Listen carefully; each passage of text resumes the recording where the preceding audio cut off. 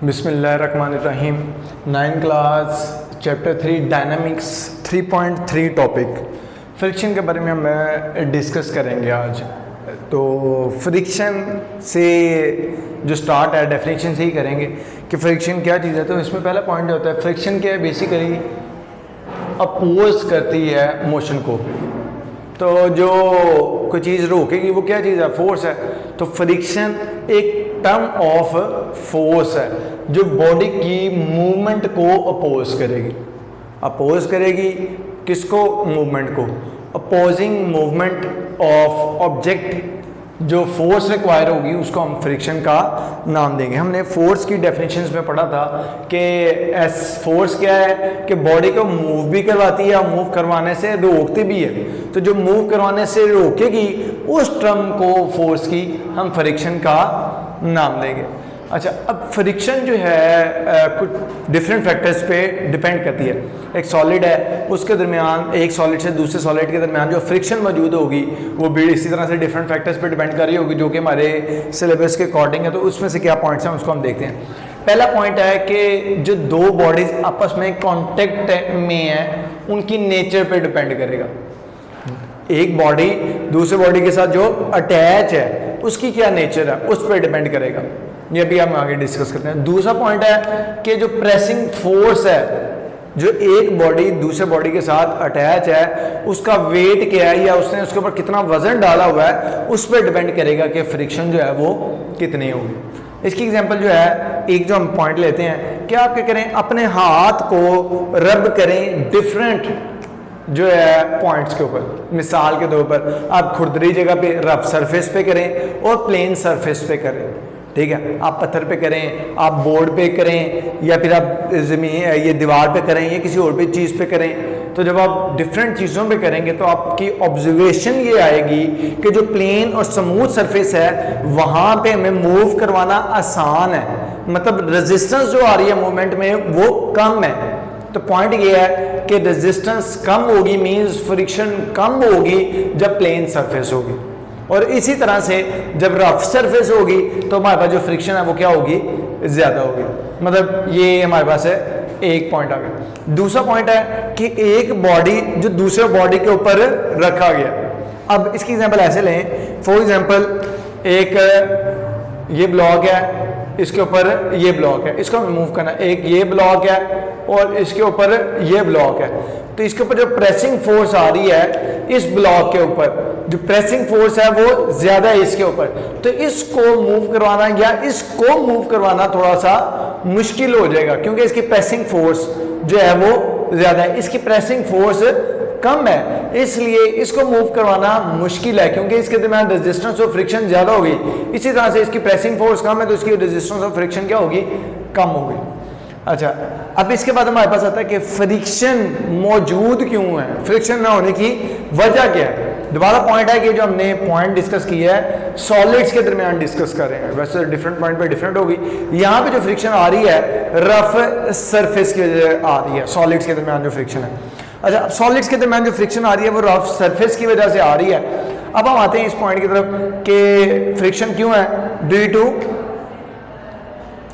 Non smooth surface, मतलब जिसको आप कह लो कि रफ सरफेस की वजह से जो है हमारे पास फ्रिक्शन आ रही है। अपने क्या जी, हर कोई सरफेस तो रफ नहीं होती है जी, सरफेस प्लेन भी होती हैं। तो वहाँ पे अगर हम देखें वहाँ पे भी फ्रिक्शन मौजूद है। क्या हमें लग रहा है कि सरफेसेस स्मूथ हैं, अदरवाइज जब हम हकीकत में देखते हैं तो वो स्मूथ नहीं है, वो रफ सरफेस भी वहाँ पे मौजूद होती है। इसके लिए एक हमने पिक्चर बनाई है जिसमें हमने देखा लकड़ी के हमने दो ब्लॉक्स रखे, ठीक है। बजाय को हमें लग रहे हैं कि तकरीबन वो प्लेन है, लेकिन जब हम इसका माइक्रोस्कोपिक व्यू लेते हैं, इसको थोड़ा सा बड़ा करके देखते हैं तो हमें नजर आता है कि ये जो सरफेस है वो क्या है, रफ है, जो आपस में कॉन्टेक्टेड है। अब जो ये रफ सरफेस कॉन्टेक्टेड है इसको जो हम नाम यूज करते हैं कोल्ड वेल्ड्स का यूज करते हैं। तो आसान अल्फाज में हम कहते हैं ये cold welds means rough surface है जिसकी वजह से फ्रिक्शन जो है वो मौजूद होती है एक बॉडी के अंदर। अच्छा, अगर हम यहाँ पे देखें जी, मतलब नतीजा निकालें तो जो प्रेसिंग फोर्स है वो इंक्रीज होगी तो क्या होगा, रेजिस्टेंस जो है वो भी इंक्रीज होगी। प्रेसिंग फोर्स ज़्यादा होगी तो जो रेजिस्टेंस है वो भी क्या होगी, ज़्यादा होगी। मतलब रेजिस्टेंस आप टर्म यूज़ कर लें, रेजिस्टेंस बेसिकली मूवमेंट को रोकना है, ठीक है, तो वो फ्रिक्शन की ही टर्म है। अच्छा, दूसरा फ्रिक्शन मतलब प्रेसिंग फोर्स आसान अल्फाज में डायरेक्टली प्रोपोर्शनल है फ्रिक्शन के। जितनी ज़्यादा प्रेसिंग फोर्स होगी एक उसी तरह से रेजिस्टेंस भी होगी। अब इसी तरह से दूसरा जो पॉइंट आता है कि जो अप्लाइड फोर्स है, ठीक है, अगर समझे तो इसी की टर्म आती है कि जो अप्लाइड फोर्स है जितनी ज़्यादा वो होगी तो फ्रिक्शन भी उसके मुताबिक बढ़ती ही जाएगी। लेकिन जो फ्रिक्शन इंक्रीज होगी वो एक हद तक इंक्रीज होगी, उसके बाद मजीद फ्रिक्शन इंक्रीज नहीं होगी, अप्लाइड फोर्स चाहे इंक्रीज भी हो जाए। अच्छा, अब ये हमारे पास दो पॉइंट आते हैं। अब हमने यहाँ पे वर्ड यूज की कि फ्रिक्शन की एक लिमिट है, ठीक है, तो उसी लिमिटिंग वैल्यू को मैक्सिमम वैल्यू ऑफ फ्रिक्शन जो है उसको हम फोर्स ऑफ लिमिटिंग फ्रिक्शन का नाम देंगे, वो फोर्स जहाँ पे जो फ्रिक्शन है वो लिमिट हो रही है। अच्छा, अब हमने कहा ये डिपेंड किसके ऊपर करेगी, नॉर्मल रिएक्शन के ऊपर। अब नॉर्मल रिएक्शन क्या है, बेसिकली प्रेसिंग फोर्स ही, जो फोर्स प्रेस कर रही है, प्रेसिंग फोर्स पे भी आगे पॉइंट क्लियर करते हैं कि क्या प्रेसिंग फोर्स जो है वही नॉर्मल फोर्स के तौर पर बिहेव कर रही है।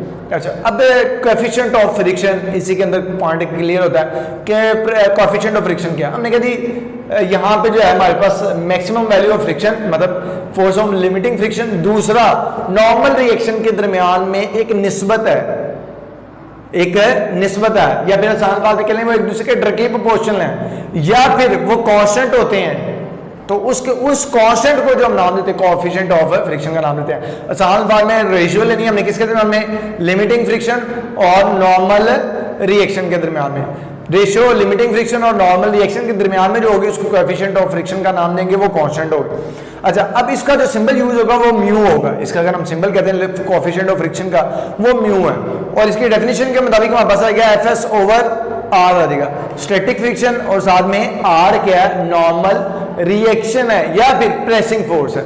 अब प्रेसिंग फोर्स क्या है, मतलब हमें यहाँ पे बैठ खड़े हुए हैं, मेरी प्रेसिंग फोर्स क्या होगी, जो मेरा वेट होगा, जो किसी बॉडी के ऊपर जिस पे मैं खड़ा हुआ उसको वो प्रेस कर रहा है, कितनी फोर्स के साथ कर रहा है, वो उसकी प्रेसिंग फोर्स है। और वो किस पे डिपेंड कर रहा होगा, मेरे वेट के ऊपर डिपेंड कर रहा होगा। तो आसान अल्फाज में हम कह सकते हैं कि जो नॉर्मल रिएक्शन प्रेसिंग फोर्स है वो इक्वल टू वेट है। तो उसके मुताबिक हमने यहाँ पे इसको रीअरेंज किया, जो फ्रिक्शन की फोर्स है स्टैटिक, ये आर इधर आ गया, म्यू आर। अब हमने कहा ये जो आर है जो कि रिएक्शन फोर्स है, रिएक्शन है, वो बराबर होगा वेट के। वो किसके बराबर होगा जी, वेट के। तो उसके मुताबिक F S is equal to mu M G आ जाएगा। अब यहाँ पे अगर हम देखते हैं इसी पॉइंट को, जो फ्रिक्शन है वो यूज बी होती है मूवमेंट के लिए भी। भाई ये कैसी बात कर दी आपने, सारा पॉइंट आप समझाते रहे कि जी फ्रिक्शन जो है वो मूवमेंट को रोक रही है। अब आप कह रहे हैं फ्रिक्शन जो है वो चलाती भी है। बेसिकली फ्रिक्शन का काम मूवमेंट को रोकना ही है, लेकिन जब कि वो एक फ्रिक्शन, जो फ्रिक्शन है एक मूवमेंट को रोक रही होती है, उसकी वजह से दूसरी मूवमेंट स्टार्ट हो जाती है। इस पॉइंट को डिस्कस करते हैं। मिसाल के तौर पर हमारा बॉडी, मतलब ये जिस जमीन है, यहाँ पे हमारा पाँव है। अब जब हम पुश करते हैं पीछे को, इसको, अब बजाय हमारा पाँव स्लिप होने के इसके ऊपर, मतलब इस तरह से मूव करने के, वो क्या करता है, उसके ऊपर रहता है। तो वो फ्रिक्शन की वजह से वो स्लिप नहीं होता, मतलब स्लाइड नहीं होता, वो ये वाली मूवमेंट को रोकता है। जब वो ये वाली मूवमेंट को रोकता है तो उसकी वजह से हम पुश करके आगे को होते हैं, तो उसकी वजह से हमारा बॉडी क्या करता है, आगे चलता है। फिर हम नेक्स्ट स्टेप लेते हैं और इसी तरह से कंटिन्यूसली मूव करते रहते हैं। अब इसका पॉइंट को क्लियर करें। फॉर एग्जाम्पल ये हमारे पास है सरफेस है,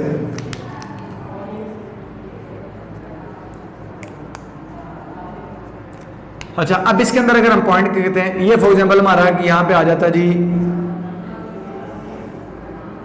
ये जो है हमारा पाँव है। अब ये जो पाँव है इधर से क्या करेगा, इधर को पीछे को पुश करेगा। ये जो पाँव है ये क्या करेगा, पीछे को फोर्स लगाएगा, और ये बजाय ब्लू जो मतलब पाँव है ये इधर स्लिप होने के उसको पीछे को एक्ट करेगा, मतलब एक्शन करेगा इसके ऊपर। रिएक्शन में वो स्लाइड तो नहीं हुआ, तो स्लाइड ना होने की वजह से रिएक्शन में क्या होगा, वो बॉडी अपने बॉडी को क्या करेगा, मतलब पाँव वहीं पे रह जाएगा, वो बॉडी क्या करेगा, उसके रिएक्शन में आगे को मूव कर देगा। मतलब उसने पाँव की स्लिपिंग को रोका फ्रिक्शन ने, उसकी वजह से दूसरी मूवमेंट हुई और बॉडी का किया, आगे को मूव कर गया। इसी तरह से हमने कहा कि जी बॉडी अगर वॉक कर रहा है तो उसको वॉक करने के लिए भी हमें जरूरत है किस चीज की, फ्रिक्शन की जरूरत है। इसी तरह से हमने दूसरा पॉइंट कहा जी, अगर परिंदे उड़ रहे हैं, उनको फ्लाई करना है, बर्ड्स को फ्लाई करने के लिए भी जो फ्रिक्शन की ज़रूरत होगी। इसलिए वो क्या कहते हैं, बेसिकली वो हवा में अपने जब पर नीचे को मारते हैं तो वहां पे क्या होता है कि जब पर नीचे को कर रहे हैं तो वो उसको रोकती है उसके परों को कि उसके पर नीचे ना जाए, हवा की जो रेजिस्टेंस है। अब हवा की रेजिस्टेंस जब उसको नीचे को जाने से रोकती है तो उसकी वजह से क्या होता है, बॉडी ऊपर हो जाता है। जिस तरह से मतलब यहाँ पे अगर सपोर्ट हो दो तो मैं अगर जोर लगाऊं नीचे को तो मेरा बॉडी क्या करेगा, अपवर्ड मूव करेगा। इसी तरह से जब पर जो होते हैं उसके जब वो नीचे को पुश करते हैं तो उस वजह से बॉडी जो है वो अपवर्ड मूव करना शुरू कर देता है। इसी तरह से जो परिंदे हैं वो भी उड़ते हैं और अगर फ्रिक्शन नहीं होगी तो वो भी उड़ नहीं सकते। हम लिखते हैं, लिखने के लिए, चलते हैं, चलने के लिए, हम भागते हैं, भागने के लिए, और बहुत ही ज़्यादा पॉइंट्स हैं जहाँ पे हम फ्रिक्शन को यूज़ करते हैं। इसी तरह से इन्होंने जो है बाइसाइकिल का वर्ड और वो यूज़ किया है कि बाइसाइकिल स्टार्ट करनी है या स्टॉप करनी है, हमें मूव करवानी है या उसको रेस्ट में रखना है। दोनों सेंसेस में हमें क्या करना पड़ेगा, वहां पे फ्रिक्शन की जरूरत होगी। पहला पॉइंट यह है कि जब हमने उसे मूव करवाना है तो मूव करवाने के लिए क्या करेंगे। अब मूव करवाने के लिए क्या होगा, इसकी यहाँ पे थ्रेडिंग है, ठीक है। अब टायर क्या कर रहा है, बजाय मतलब जब वो उसको करेगा वो रोल होने के बजाय वो क्या करता है, आगे को मूव करता है। जब वो कोशिश करता है कि वो रोल हो, वहीं पे वो रोल उसको नहीं होने देता, तो वहीं पे वो रोल नहीं होने देता, जिसकी वजह से वो क्या करता है, उसको पीछे को पुश कर देता है। जब इसके ऊपर हम फोर्स लगाते हैं यहाँ पे इसको रोल करने की, ऐसे जब रोल करने की जो लगाते हैं तो यहाँ पे जमीन के दरमियान ये जो भी सरफेस होती है उसके दरमियान में और टायर के दरमियान में फ्रिक्शन की फोर्स होती है, तो वो मूव रोटेट नहीं कर पाता। रोटेट इस तरह से ना करने की बजाय अपने पॉइंट के वो आगे को मूव करता है और इसी तरह से वो कंटिन्यूसली मूव करता रहता है। और इसी तरह से जब हमने इसे स्टॉप करना है तो तब भी हमें फ्रिक्शन की जरूरत है। हम यहाँ पे क्या कहते हैं, यहाँ पे जो भी टायर पैड्स लगे होंगे वो क्या करेंगे, ब्रेक करेंगे तो वो प्रेस हो जाएंगे, प्रेस होंगे और वो जुड़ जाएंगे टायर के साथ। जब जुड़ेंगे टायर के साथ तो रेजिस्टेंस और फ्रिक्शन की वजह से वो बॉडी जो है वो घूमता घूमता स्लो होता होता रुक जाएगा। तो ये मतलब है कि फ्रिक्शन जो है बॉडी को मूव भी करवा रही है और रोक भी रही है, लेकिन असल में जो फ्रिक्शन का काम है वो मूवमेंट की फोर्स को रोकना है। उसके रिएक्शन में कोई और जो है, मतलब उसके रिएक्शन में जो होता है कि बॉडी और टर्म में मूव करना स्टार्ट कर देती है। बेसिकली दोबारा पॉइंट क्लियर है कि फ्रिक्शन रोक रही है। इसकी डेफिनेशन हमें पॉइंट क्लियर करी कि फ्रिक्शन का काम मूवमेंट की जो फोर्स है उसको अपोज करना। अब तक लिए इतना, इंशाल्लाह नेक्स्ट लेक्चर में नेक्स्ट टॉपिक के साथ मिलेंगे। अल्लाह हाफिज़।